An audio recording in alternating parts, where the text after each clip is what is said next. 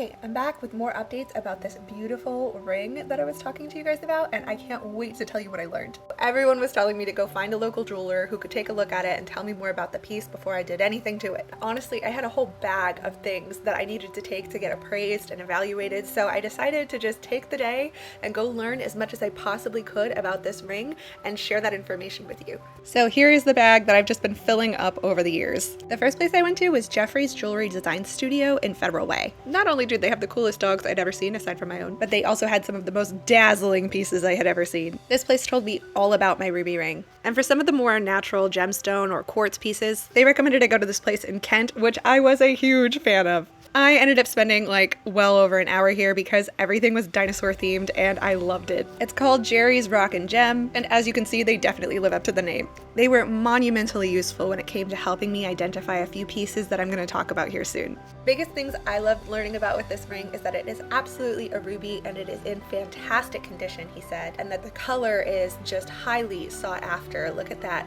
Very pinkish red, like that deep red. And then he said as well that it's definitely gold, 14 karat gold or 18 karat gold. So I'm getting that evaluated as well. And you can see all of the details here. So that's called die struck.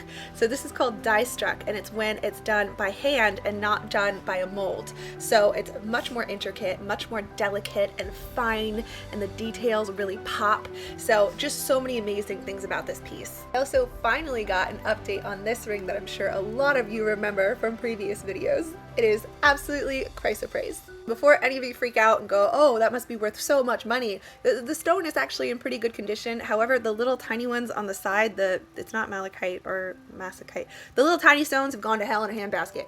And the ring itself is made of sterling silver, so it's not like on a precious metal or anything like that really. So it really is just the value of the stone, which is in pretty good condition, so it could be hit or miss on the price, but I'm gonna research this one more too. Aside from the ruby ring, the biggest thing I was excited about was this beauty. This, if you look at it up close, you might be able to see a bit of that texture. There you go.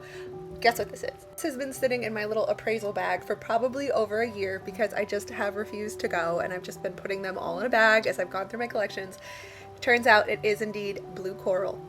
Isn't that amazing? It's antique blue coral with gold-plated brass beads and mother of pearl smooth polished beads in there too, and this could be worth a pretty penny. And I had a few pieces like these that had a bunch of random gemstones on it, and they were able to tell me what each gemstone was and how to decipher some of them myself. So overall, I learned so much today, and everyone was so helpful, and I can't wait to have more opportunities to go visit with the two places that I went because they were just as excited as I was to get to identify some of these. So stay tuned for more information. And as far as that ring goes, if anybody's interested in the ruby one, it might be coming up in my shop soon.